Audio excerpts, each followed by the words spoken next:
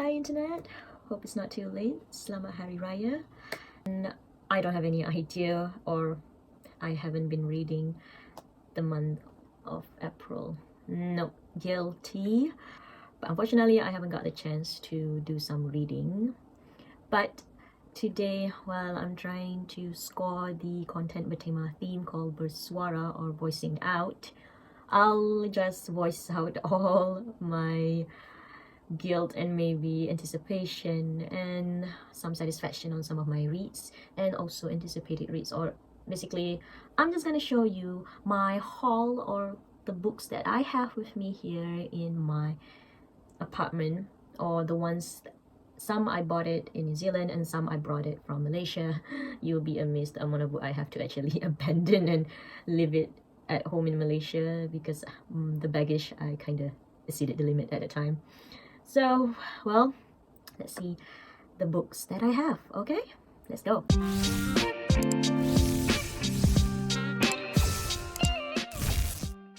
First off, let's unpack. There's a bunch of books. I'm gonna take it out in this drawer. And there's a book here. Stacks of books. These are the ones that I have talk about it on YouTube and I read since January. And there's one in my wardrobe. Oh god, yep, see?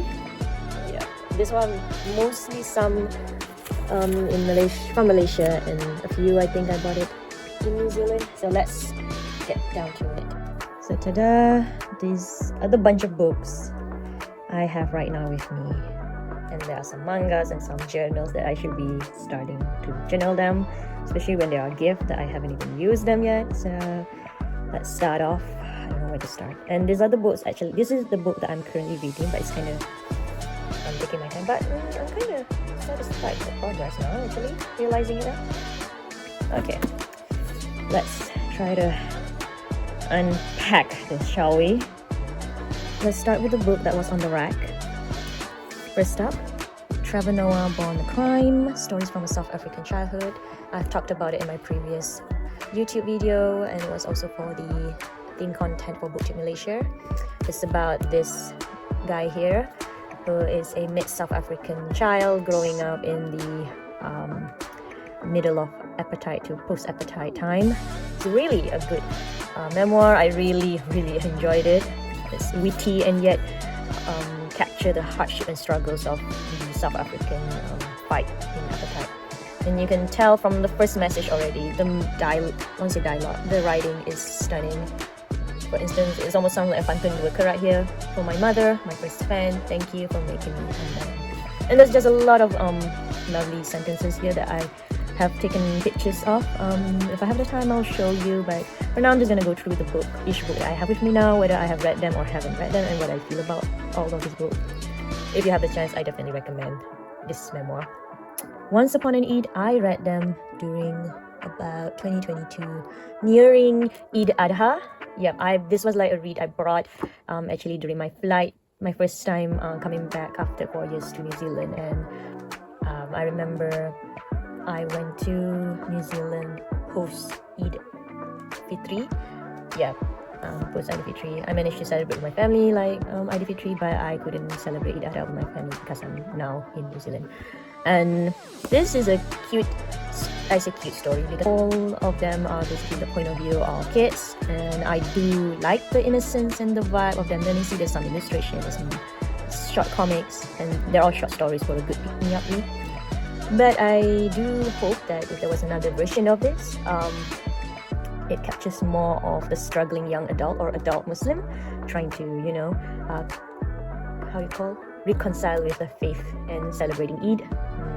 Because I know I have my own experience celebrating Eid locally and abroad, like this year Eid with my friends and the community, the Muslim community in New Zealand, especially in Christchurch. It was, alhamdulillah, very stunning and very impressive and amazing in itself. I'm very grateful for that. But my god, the struggle, because I was very grateful that for Eid, it was coincided with another New Zealand public holiday called Anzac Day, so I just took the chance and took a longer break for the weekend while And all my friends were like, yeah, like guys, slot in your leave and stuff. We were doing all this planning, and we have to make our own kueh raya, like finding all those local, like for like we call it Asian ingredients were so difficult, but yeah, it's fun. It really captures the hope and joy of Eid. Highly recommend it. Another claim of the cozy read, The Cat Who Caught a Killer. Yes, this caught my attention because of the cat. It's a cozy mystery novel. I have some enjoyment reading it, but it's so-so all in all. I know, because like I'm betraying the cat, because half the time, I wouldn't say half the time, well, it's meant to be a cozy read, so it does the job. But if you want like a spectacular novel, this is not the one, but it's still a good read if you want to pick up, like if you just, have that time to kill and have the money for it. I bought it because there's a cute calico cat here. So sue me. Next, a sale it was on sale because the cover is really tacky. Not Confessions of a Kiwi Interviewer by Trish Palmer. It's literally a local book written by, when I say local, I meant as a New Zealand writer. It's all nice. I really like it. It's another like short anecdotes about her life being like a surveyor or a marketing survey person, and she needs to knock to everyone's door and interview them, and it just pictures the struggles and the fun things and even mind-blowing things she encounters when meeting various kinds of people from the higher and lower background. If you have the chance, I somewhat recommend to a certain degree of reading this because it does capture New Zealand bare face. Even back in uni, we are mostly blindsided or we are sugar-coated with the beauty of this country, and while it is beautiful, true, you have to remember that it is still a country that is like Malaysia as well, that it has its flaws, its beauty, its positivity, and also the negativity. And yeah, it captures the spirit of the people of living in this country, and I somewhat enjoy it.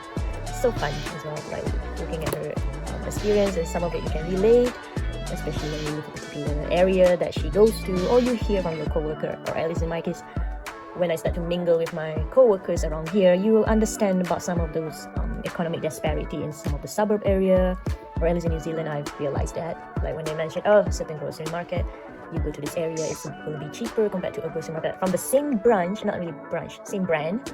Like let's say you go to Speed Mart in this area, might be to have a different pricing than Speed Mart in another state or area because of the socio-economic area. So that's what's interesting to listen to when you go out and mingle with your coworker or your friends that are born and raised in New Zealand, or from that country that is not from yours. And this further like cement that reality could be. And this, the most hype of 2022, I think, for a memoir non-fiction book. I'm glad my mom died, Jeanette McCurdy. She played Sam in iCarly, and it's a really, an amazing memoir, but it's really literally hard to digest. I keep repeating that. I'm not going to paraphrase or change my wording. My book, there's only so much I can do with my vocab at the moment, so I just recommend, if anyone got a chance, you can read them. It journeys her dilemma, her issues with her mom at the time that was actually overbearing, wanting her to succeed in becoming an actress, even though deep down she actually didn't want to be an actress. And not only she had to suffer her mom's overbearingness, she had to suffer a workplace or a boss in her time in Nickelodeon that was kind of, predatory maybe, or exploiting all the young girls there. And she was probably was a victim as well from that treatment. And yeah, when her mom died, she also need to reconcile back the ideal of a mom versus what her mom actually had treated her was not really motherly. So yeah, all her journey and all her impact from coping from the overbearingness was very interesting to read. And if you have the chance, you read them, but it's not something that you'll be missing out in your life if you don't have the chance to read them. But it's nice to read them because I don't know why, because I liked her acting, and she had done actually one shot of singing career, I guess, and she really has the talent for it. But the truth is, she felt like she has more talent in writing, and I guess it really done her justice and shown through this book. And I hope she got the deserving reward and justice for her writing and her talent. Like, let her spool in a more organic way. Let's see. I even pack it in this kind of like a luggage. Let's see. But some of it I've already mixed it up with my other pile that I bought in New Zealand, like, especially in the early days. So I even have manga, so I'm just gonna mix it up. So let's go with this first one that I can reach. Jujutsu Kaisen. Oh, I need to collect them. This was like the Jujutsu Kaisen. Excuse my tongue, please. I think this is the first that I bought in New Zealand. One of the first few books I bought in New Zealand. Yep. I don't know which bookstore, but you see here, I prefer to buy it in New Zealand because the pricing here for a manga is bearable compared to buying like Japanese comic in Kinokuniya. I know it's really the best pricing they can do in Malaysia, I guess. But the problem with Malaysia, I'm gonna be a bit off tangent, but I'm gonna rant a bit, is that Malaysia has a very low minimum wage, really severely low, and it's not looking any hopeful either with the inflation going up. So even if, say, I could afford somewhat, but like, say, how do I compare? Let's say you earn about 3,000 ringgit per month net pay, and your comic that you wanted to buy for one volume is 60 ringgit or 40 ringgit, the ones that is like unbound or unwrapped in Kinokuniya. And that's already, I know it's not a big percentage out of your cut, but the truth is, it's eating it in your salary way more compared to 20 baht. Let's say it's the same. Like, I earn nominally guys, not currency wise, $3,000, but I can afford a $20 book, compared to back in Malaysia, 3,000 ringgit, but the book is 40 ringgit or 60 ringgit. See what I mean? And that's where the issue with Malaysia till today, that is simply, if you ask me, it's simple to address. Just bump up the minimum wage and give people, especially the B40 and the middle class and the lower class, better pay and living benefits, so that people can afford to buy more books or improve their social life. But that's the struggle of trying to read good books in Malaysia, because the price is just out of this world, especially for good books. Yes, you can get from second-hand bookstore and all the other cheaper books, but there are some books that are just that you want it but are very expensive, and unfortunately either you have to scrape it by some OTs or just try to save up as much as you can. Even then, you couldn't really save because of that inflation, and sometimes you have to go deep into your pocket for emergency and other stuff. So yeah, that's the sad reality. I'm sorry I'm going for a rant, but it is. Yeah, well, the theme is Beswara, so I'm just gonna voice out whatever it comes to my mind. Okay. I know, Jujutsu Kaisen really brings up some ranting in me. Okay, this one is from Malaysia. I bought it in Book Access. It's another collection of short stories, but it's called 1,000 Beginnings and Endings, edited by Ellen O and Alice Chapman, and it basically tells like retellings and rendition of all the Asian folk tales.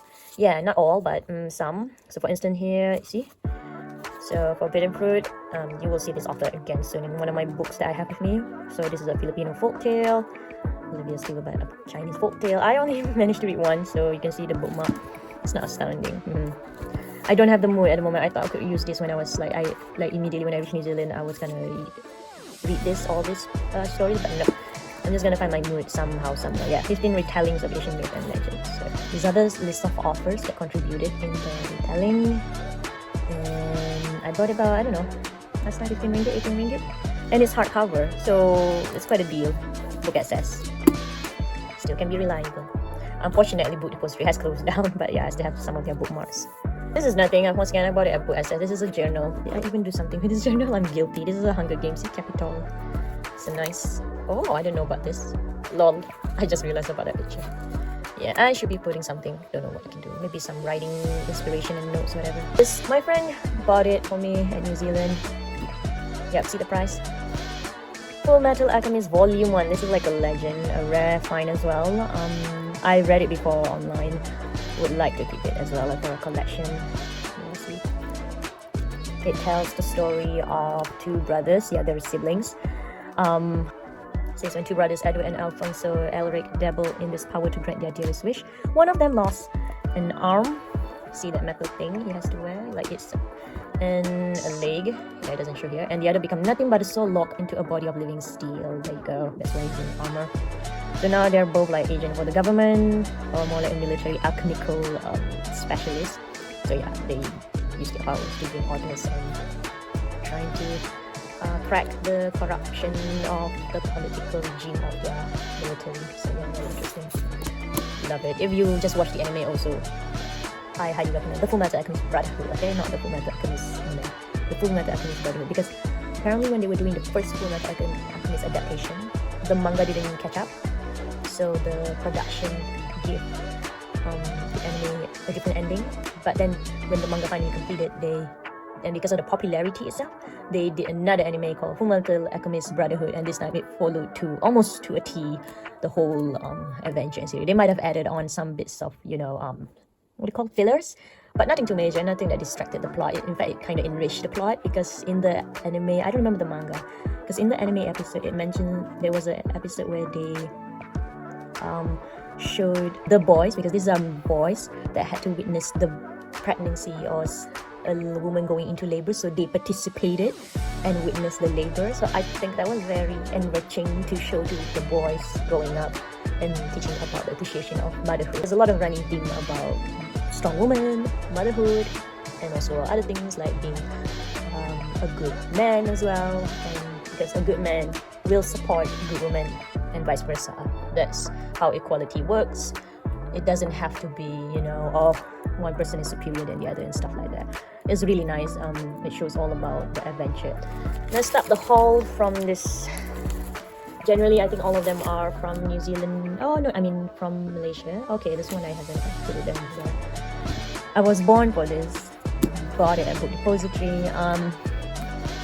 I haven't had a chance to read it. This story I think is coming from two POVs. One is from, so what I'm interested to read is because this is a white author, but one of the characters are actually Muslim, and it's a Muslim girl wearing a headscarf, so I'm very, very interested. But what I also like about it is that they not just, and you have to understand about the Western media of the portrayal about Muslims, so it's refreshing and nice to see someone almost like me or like me himself being Muslim and also a fangirl. She's a fangirl, guys. So yes, in the story, her nickname is Angel.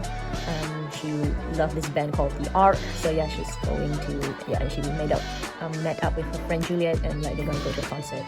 Then we bring in to the perspective of this guy who is in the band The Ark. So yeah. And so one thing led to another. I think the chances of meeting will coincide, and we'll see how the story goes, because I have no idea what's going on, because I read really just a bit, I think, but I never got the chance to pick up this page 18. But yeah, looking forward. I also like the cover, it's nice, simple. Yeah, from Alice Oseman. You will find her familiar because she wrote, and her book got adapted, the story called Heartstopper. So if you know, you know. I don't want to elaborate on that, but if you know, you know. Next, I think I bought it through Carousel. Remember how much was the price for this? Carousel, was it, or Shopee? I don't remember. But I heard about this author, Patrick Ness, A Monster Calls. Haven't got the chance to read it. This is a good one. I don't know what it's about. I don't even want to spoil myself to know what it's about. But yeah, just gonna read them when I have the chance. Can't say much, but it's a popular author, so. The next I bought, oh god, this one I think I bought like when I was newly into the country. Rule of Wolves. This is the sequel to the book I'm currently reading, King of Scars. The sizing, whatever. I'm not too particular about getting the right size, because I know some people who are collecting books are very, very particular, but I'm not. And yeah, this is the sequel, so I haven't finished this first one, so I can't tell what the sequel is going to be about. But yeah, it's a beautiful art cover as well, book cover. How much was it?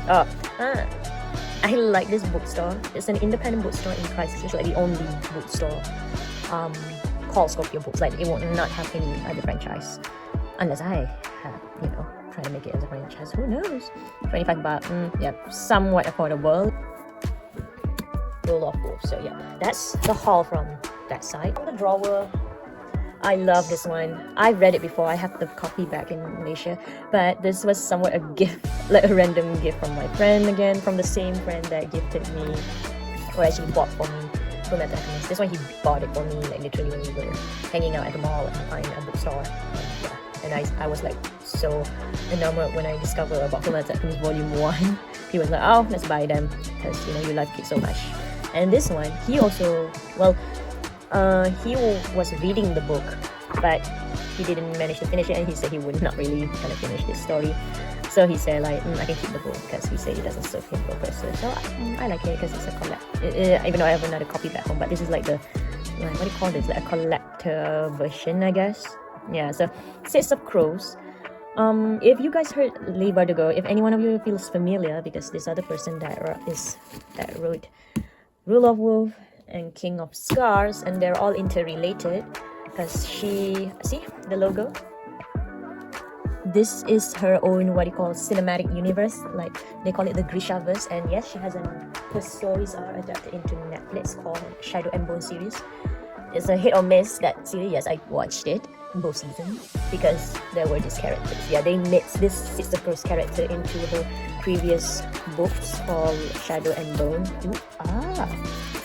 Yo, I didn't know about this one. They have illustration. So this was, okay, wait. I know it's so obvious that I haven't even properly looked at this book because I read it before. So let's see. Yeah, this is her previous books, Shadow and Bone, like trilogy. But the Netflix fuses this trilogy with this duology. Yeah. So, and then there's another of a universe duology where I'm currently reading it. I read this. I'm not gonna read this three. I've watched enough of the Netflix, so I'm good. Yeah, I'm that kind of person, okay? I can live without not knowing the other universe, okay? I'm fine. So let's see. Yeah, promotion. So that's about the author. Oh, I love this verb of the expression, no mourners, no funerals. That's like the motto for the Six of Crows. Like the Six of Crows are like a group of 6 people. So let's see about their characters. Cast, greed bows to me, it is my servant and my lever, like his motto. Everyone's favorite, like I swear to God, like no, there's no haters for these people. People as in the characters. The heart is an arrow, it demands aim to land true. Whew. What a queen. Another one, Nina. You wouldn't know a good time if it sidled up to you and sucked a lollipop in mouth. Okay, nice island. Matthias. Trickery is not my native tongue, but I'm willing to speak it yet. Okay, quite impressive. Jasper. Facts are for the unimaginative. Typical. This is like really in his character. Wheeling. Duping innocent people isn't something to be proud of. Fair enough. Very Wheeling. Yeah, the Grishaverse. Oh, so character art by Wada. Okay. And this is, oh my lord. Yo, I really love this. I think they have an illustration as well back in like my other original book. Also, I was a bit annoyed in my original book because they have that, that Netflix stamped because they were promoting it heavily when it was released in Netflix, the adaptation. So all these paperback had Netflix stamp on it, which is kind of icky and iffy for a lot of people, especially if they're collectors and very particular of their book. Well, probably my friend here probably stop there, but whatever. But yeah, so stunning, the art. And yeah, no mourning, no funerals. This one, I bought it. I think I bought it at a bookstore called Wico. When I say bought it, I bought it online for sale. It was with this book. So yeah, it's called The Gilded Wolf by Roshani Chokshi. See, her name's popped up on the other book. So this, they say, is almost like Six of Crows, but with a further nuance, I guess, because and this is set in like where Paris 1889. Is it like what do you call it, the revolution? I don't remember. And yeah, there's gonna be a high some sort that they wanna. This is like a trilogy, I think. So I'm just gonna try the first one in this trilogy. I heard some good and good and maybe hit or miss about the review because some say it's too wordy, maybe. I don't know, because like if you're not used, I'm not so sure. I haven't delved into her writing, but some people say she can get too flowery and too wordy with her writing. Some people like it, some people don't. I'm just gonna enjoy the ride while I'm reading this because I had a scheme a bit when I have this problem. I scheme when I bought books for the first time, and it seems alright. Yep, see, I already put a bookmark. Okay, any bookmark will do for a book reader. And it's going quite okay. I like it so far. Like, I don't have any issue understanding the storyline for now. Like, if it feels like it reads like a movie, I'm sold. Okay, so I think this author has done it stunningly. This author too, she done stunningly as well when it comes to like high fantasy story. That's what I'm trying to say. Now left with these three things is so funny. I'm just gonna show it to you guys because it's just something that I will have to deal with. This is a Canterbury Impressive magazine 2016 because this is a brochure, like a magazine brochure for free that I got it when I was in uni or when I was studying. Like, I don't know where I'd taken them, but it's really something that I want to keep, and it's really useful for me to look and consider use any. So for instance, the map, like if you know, and any holiday accommodation. But the most fun thing is, yes, there you go, to discover the places you want to see. What I like is that you can always have something to see and do even in the city itself. So like, and some of the places you can have a bus ride, a shuttle bus, like it's a day trip, like a 1 hour, 2 hour ride. Like, I don't know, I haven't done all of them obviously, but I've been to quite a few already and might redo again. Like Hammer Springs, I always call it Hammer, it's Hammer Springs. Love the hot pool there. So yeah, thermal pool is why it's really famous for that. You can take a day trip, it's lovely. You can do trails, small walk trails there. And yeah, it's a nice magazine to, consider the trip you want to go if you're ever around Canterbury or South Island. Yes, I'm very biased of my South Island, like my favoritism towards New Zealand location. I've heard about this district, I don't know if I want to go there. Well, I should be. I want to, cover a lot. Yeah, I should go to my room sometime. Oh, now I'm realizing this is lovely. I mean, I've been to New Zealand. This was when I was in uni. Would love to go again. This is like a typical tourist spot, but even local love there, so no loss. Same. It's always along the trip if you're going to a place called, I don't know if it's covered here. Karawa is also a nice day trip. Christchurch Garden City. Yep. Some layout have changed, of course, but this tram is still there. Some shops still remain. Maybe move a bit. I don't know. So I love going, especially on a sunny day like today. But I went to the library. Oh yeah, I will let you know that I went to the library today because I want to get some documentation signed. And luckily, what do you call Surajai Sumpah, like the Justice of Peace here they call it, or Commissioner of Court. There we go back. So they need to certify a true copy of some of my documentation. So it was available on Saturday, and it was in a library. It was at the library. I can show you some snips. It's just a bit because the thing about trying to take videos or picture in public here is that people here are not really into Instagram. They don't really. They have the youngsters have Snapchats and they still do Facebook. Yeah, I know, so different. So yeah, this is the city map-ish street. So city center. I'm gonna inch my place. Barbados. Yes, I'm around this. Oh no, I'm here because there's a river and a park and a cemetery. I know, Kubo. I live near Kubo. Okay.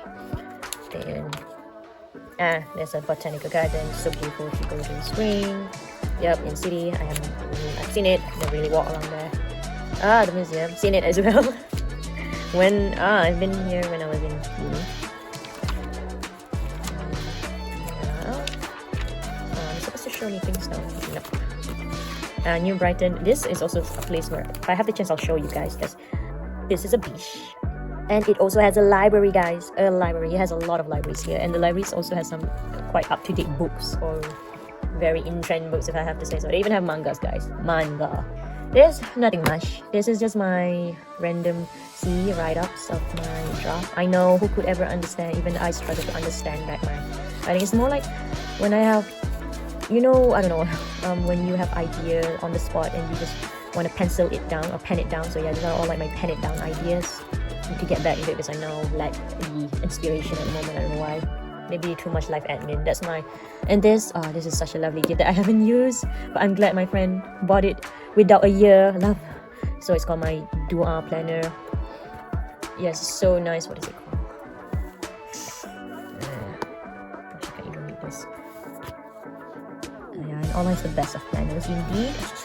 So yeah, what I like, but I haven't filled it up. She gifted to me before I went to New Zealand. Yep. It's been almost a year. I haven't filled it up anything, but luckily there's no year, so it feels okay for me to touch it whenever, wherever I want. And I even bought some stickers, so yeah, I'm great. This is a good healing book as well. I need to really start. I don't know when, but I really need. Yep. Very good. Very good to get in touch with your faith and your spiritual. And yep.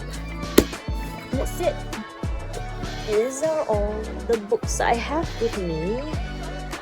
And I hope you guys enjoy, or at least it was fun for me to just rant and voice out whatever in my mind about some of the books that I have read and I should be reading.